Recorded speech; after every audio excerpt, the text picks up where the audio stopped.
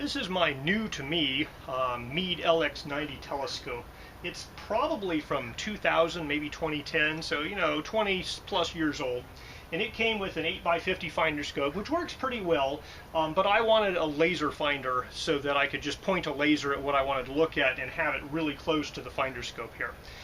So what I did is I 3D printed two rings. They're basically double rings that hold this laser pointer onto the finder scope.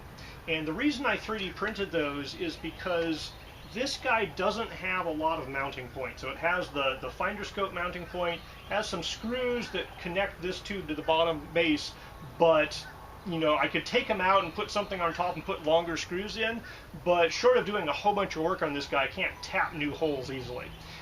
So what I've done is basically taken advantage of the fact the finder scope's already mounted and just physically attached this coaxial with it.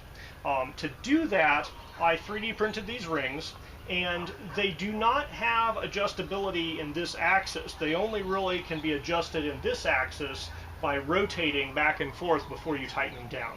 And so just having these rings exactly the same separation between the front and the back, I got the laser pointer so that it was visible in the finder scope. It was way off to one edge, but it was visible. So if I pointed the laser pointer at a target, the target would probably be in the finder scope, and then I could do fine manipulation to get it visible in a high-powered eyepiece. Okay, so if I turn this guy on, aim it just slightly above Jupiter like that. In the viewfinder here, it's just slightly under Jupiter, and Jupiter is now centered in this guy.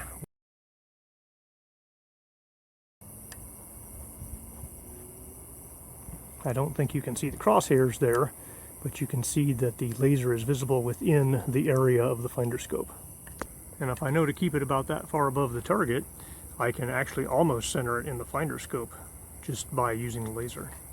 But I didn't like that, so I have a 3D printer so I can print multiple of these, and so I just started printing them with different separation distances. And what I found worked was if you have a 9mm separation on the front and a 10.5 millimeter on the back, so a difference of 1.5 millimeters, so this is canted that way a little bit.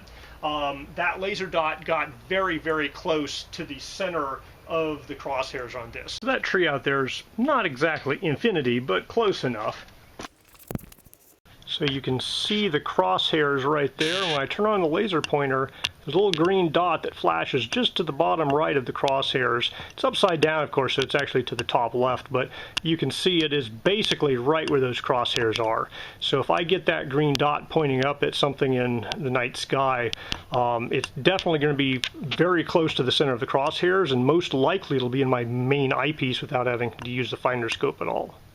And that exact amount might vary on a per finder scope basis or a per laser finder basis, or maybe even if I rotate that laser finder, it might change a bit. So there was a little bit of printing, 4 or 5 different size of separations and trying them out and see what would work well.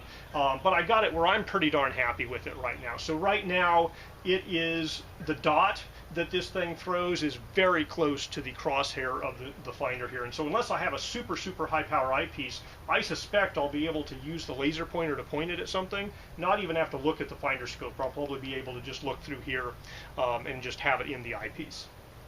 Now I can still adjust the finder scope with these 3 knobs, and when I do that it will automatically adjust the laser finder if necessary.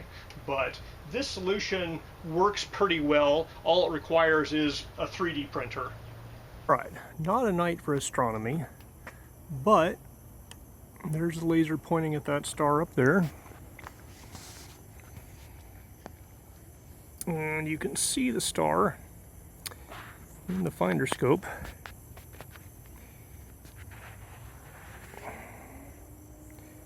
Right there. I don't know if you can see the crosshairs in there. It's pretty dim, but the crosshairs are pretty close to that star.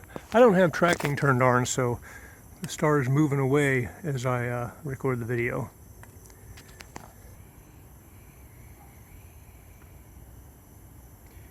And the star is visible in my eyepiece. It's important to clean the inside edges so that the tolerances you printed are exactly what you're getting without any like elephant's foot on the bottom sticking out or the brim. So I drill out the side where the head of the screw is going to be. That's just an 1/8 inch drill, so an M3 screw goes through there without catching. The other side, I screw the screw into that, and I basically self-tap with the screw, so I really don't even need a nut and washer on the other side of it.